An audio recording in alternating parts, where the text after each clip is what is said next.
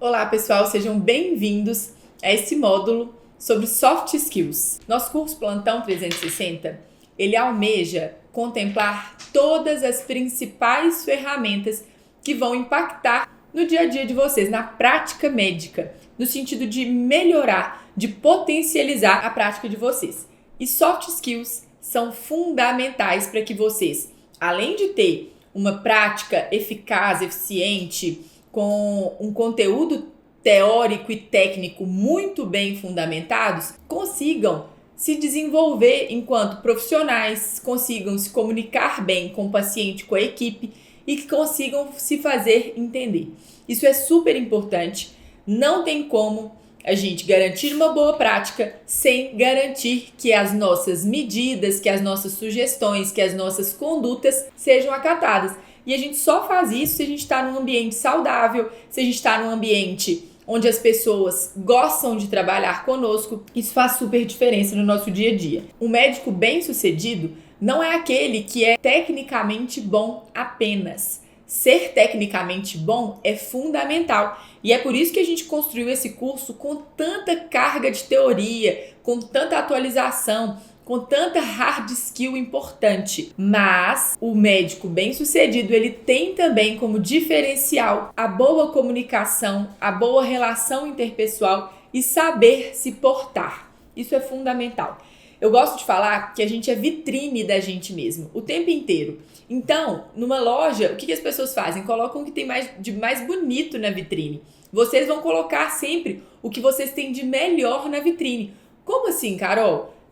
Vocês têm que se vestir bem, ir para o plantão, se organizar para o plantão, perpassa as escolhas para o plantão, inclusive na vestimenta.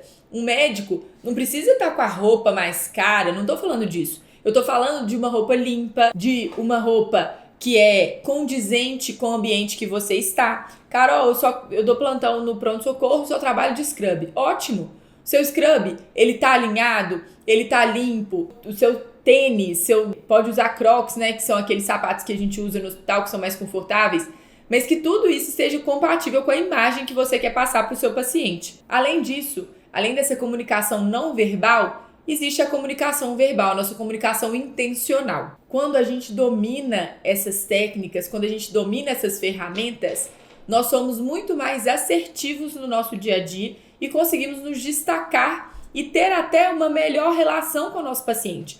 O paciente, gente, gosta de se sentir acolhido, gosta de se sentir bem atendido, gosta de saber que você se preparou para estar ali.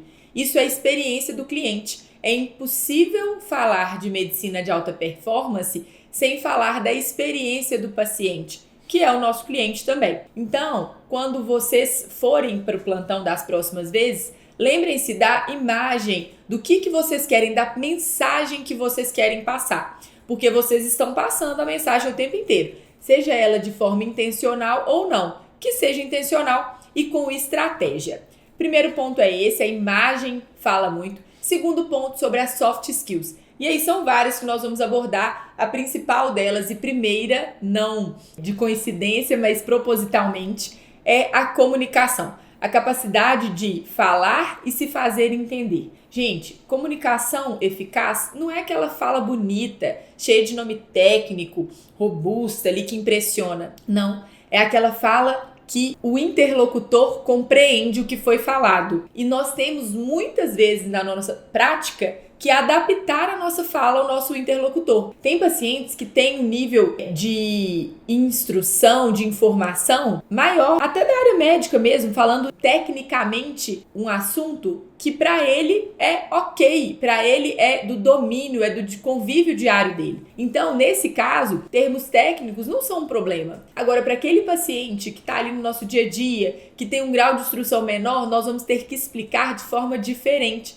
Nós vamos ter que escolher as palavras de uma forma diferente. Nossa, Carol, mas você tá dando uma aula disso nesse curso? Tô dando aula disso nesse curso porque é o básico bem feito. E muitas vezes nós estamos deixando ver que o básico tem sido deixado de lado e as pessoas estão pecando muito naquilo que é simples de fazer. E a comunicação é um deles. Principal causa de não adesão ao tratamento é uma comunicação ineficaz. O paciente não entender o que o médico pediu. Como que eu garanto que ele está entendendo, Carol? Pergunta para ele, o que você entendeu disso que eu te falei? Você gasta 1 minuto para fazer isso numa consulta.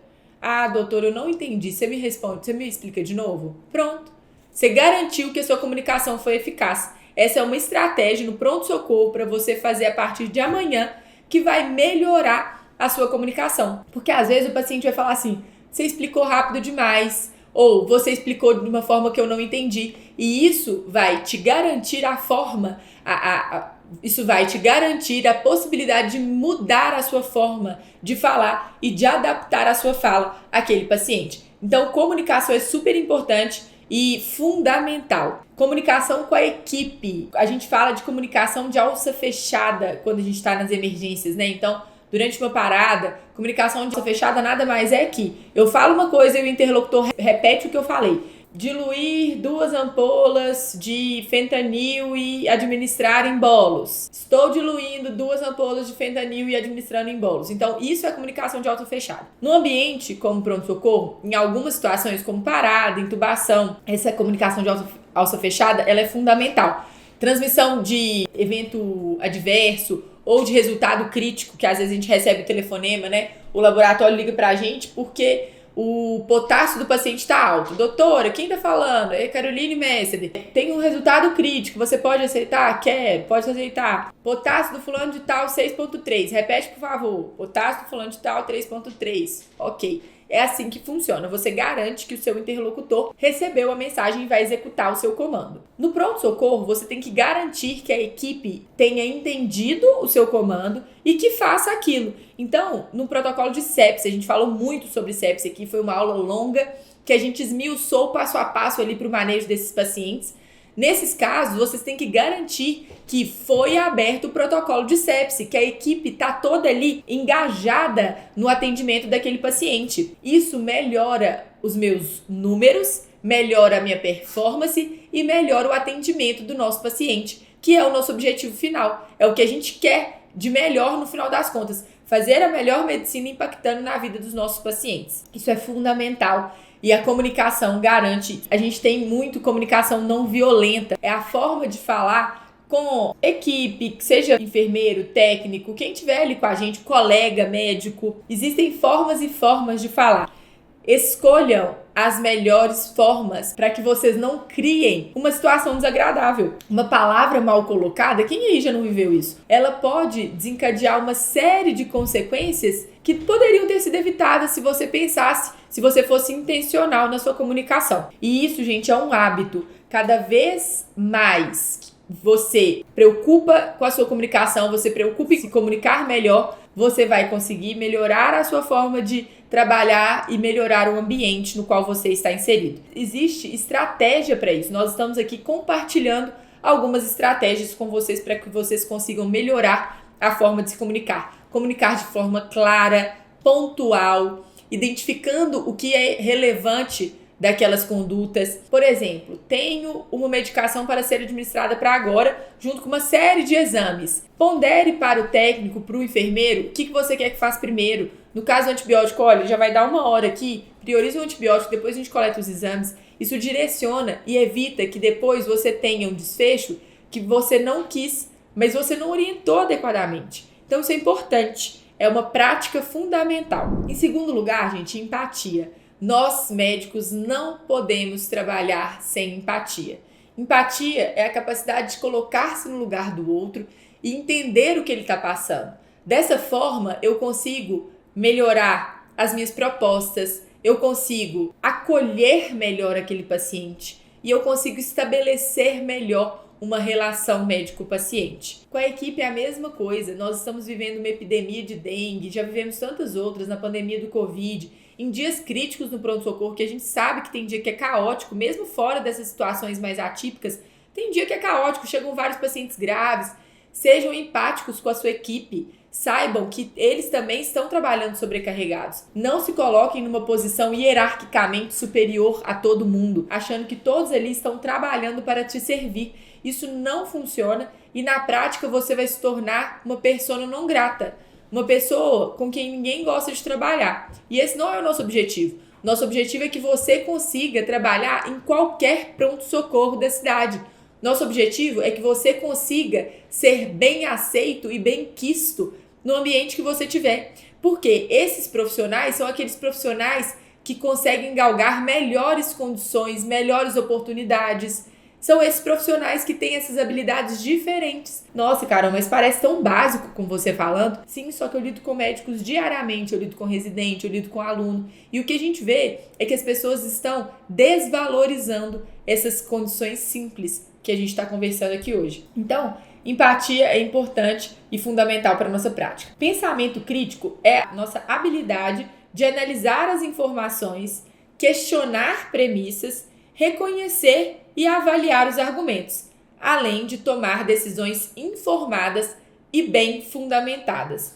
O médico com essa habilidade, gente, é capaz de diagnosticar e tratar com maior eficiência e também de encontrar soluções mais criativas quando o ambiente estiver adverso. Quando você não tiver todos os recursos que você precisa, você vai precisar ser criativo. Não é inventar moda, não é fazer medicina que não está no guideline ou que não tem ciência por trás. Mas é você se adaptar. Adaptabilidade é outra característica de quem trabalha no pronto-socorro, de quem trabalha na unidade de internação e consegue mudar as suas condutas de acordo com o que você tem disponível naquele momento, sem prejudicar a condução do caso do paciente. Isso é fundamental. Gente, trabalho em equipe. Na maioria das vezes, o tratamento do paciente ele não envolve só um profissional de saúde, envolve vários profissionais.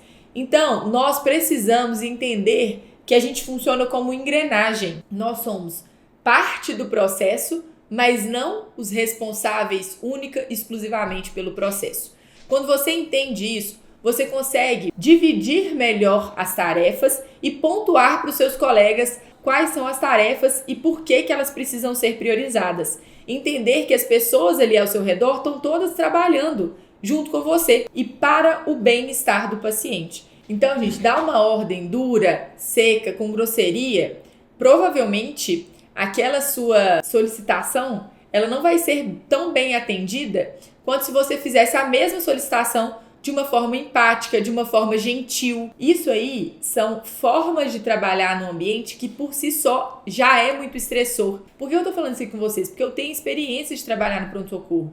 Eu sei como que trabalhar no pronto-socorro mede ali a nossa capacidade de trabalhar no limite. Às vezes você está atendendo um paciente, abre a porta para falar de um resultado crítico e você tem que tomar uma conduta naquele momento. Você está diante de um paciente crítico, te chamam porque chegou outro paciente grave e você vai ter que tomar decisões rápidas. Por isso que nós desenvolvemos esse curso, para aumentar a capacidade de vocês de lidar com essas situações críticas e ainda assim conseguirem se destacar. Isso só é possível se você tem habilidade técnica e soft skills. Só com um dos dois você não consegue. Só soft skill também não te sustenta não, porque na hora do vamos ver você tem que saber o que tem que fazer. O beabá do manejo da PCR, como manejar um paciente com sepse. Isso aí, a soft skills não te sustenta. Agora, como manejar um paciente com sepse, garantir que a equipe esteja toda engajada no processo. Aí sim, é habilidade técnica e habilidade não técnica. Soft skills com hard skills. Essa é a união de sucesso. É a união que vai te diferenciar, que vai colocar você em outro patamar de carreira.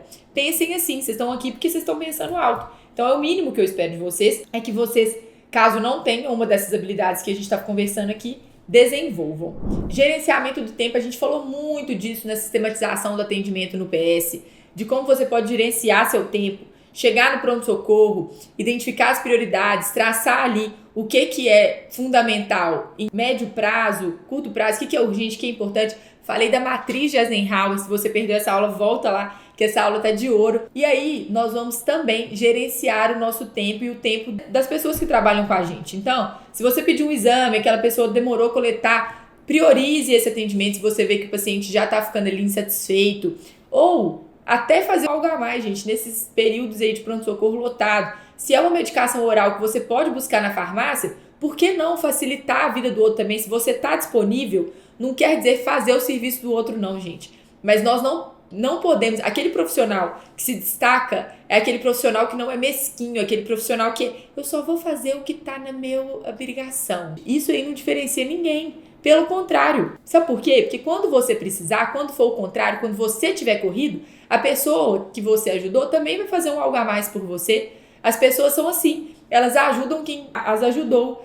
E é assim, a reciprocidade. Então, se você quer ter isso de volta, você também tem que fazer. Inteligência emocional. Esse tópico ele é sensível, porque é muito impossível falar de um médico que consegue organizar e fazer uma boa gestão do plantão nos momentos de crise sem ter inteligência emocional. Eu citei vários exemplos aqui de situações que testam a nossa capacidade de tomar decisão rápida, capacidade até de testar, às vezes um paciente que está ali há horas esperando, que é grosseiro com você. Você tem que entender que ele não foi grosseiro com você especificamente porque ele não gostou de você, e sim porque ele está angustiado. Ele está num ambiente em que ele não está confortável, que é o hospital.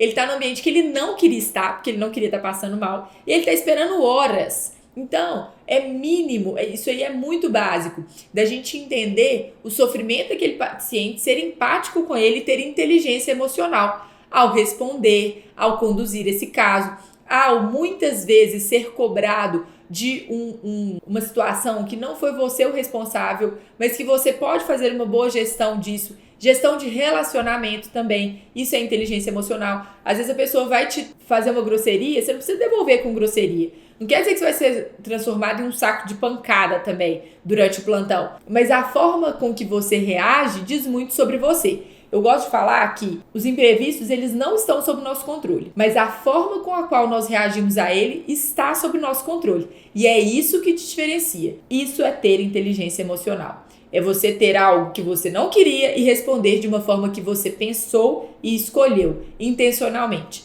pensando em fazer o melhor, tanto para o paciente, quanto para a equipe, quanto para o plantão. Flexibilidade é outra característica que garante uma maior leveza nos plantões. O que é isso?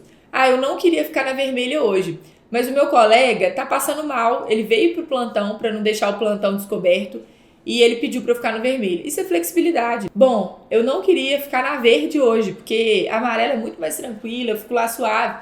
Só que aquela pessoa já tá 3 dias seguidos na verde. Então hoje eu vou abrir mão disso para ficar lá. Isso é pensar no bem comum, isso é pensar em equipe, isso é ter flexibilidade. Fundamental e também garante mais leveza nos plantões. Ética. E aí falar de ética não tem como ser meio ético. Ou você é ou você não é. Ética, ela envolve, além dos valores pessoais, o que você acha importante, o que você tem como premissa de qualidade, envolve também aquilo que é de socialmente imposto, né, pela nossa profissão. Então, as regras de sociedade, as regras da nossa profissão, o que a gente pode ou não fazer, qual que é o limite do ético. Então, exposição do paciente, exposição do prontuário. Nós estamos na era do digital. Vocês têm que ter muito cuidado com a mídia social no emprego de vocês. Não exponha o paciente sem autorização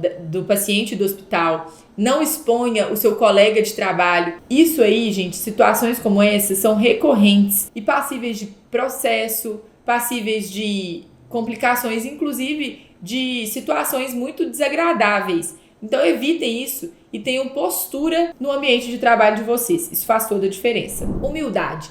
Saber que vocês estão ali também em curva de aprendizado. Principalmente vocês que acabaram de formar, que estão começando a dar plantão agora. Vocês que estão na residência, estão começando a vida profissional de vocês. Gente, nós não estamos em posições tão diferentes assim. Eu estou um pouquinho na frente, mas eu também continuo em curva de aprendizado. O médico, para sempre, vai estar em curva de aprendizado, porque cada caso ensina pra gente alguma coisa. Uma visão diferente do paciente, uma apresentação clínica que a gente não tinha visto antes. Então, você saber disso te coloca numa posição humilde e de sempre estar aberto a aprender alguma coisa. Vocês estão em constante evolução. Quem é humilde se permite crescer e evoluir sempre. Quem não, quem acha que é arrogante, que sabe tudo, que é detentor do conhecimento, se coloca numa posição que não vai aprender muita coisa. E fica pedante, fica desagradável, fica aquela pessoa com quem as outras não querem conversar, não querem trocar uma ideia, não querem conversar sobre um caso, porque ficam até distantes, com medo de ser criticado. Essa não é uma postura que a gente espera de um profissional que está querendo ser diferente no mercado. Então, humildade é fundamental, independente da nossa fase de carreira. E por último, gente, resiliência. Isso aí é para sempre na nossa construção de carreira. Não só para os plantões, mas para a vida. Muitas vezes, a nossa vida ela segue caminhos diferentes, que vão nos levar, às vezes, para onde a gente queria e outras vezes até para lugares melhores do que a gente tinha imaginado. Mas para isso, a gente tem que persistir, a gente tem que ser resiliente, a gente tem que aguentar as adversidades e seguir com o nosso propósito. É isso que vocês estão construindo aqui com a gente, com o Chamar Clínica, com a MedGo, e é isso que vocês estão buscando como alunos do Plantão 360. É isso, por hoje é só, até a próxima aula.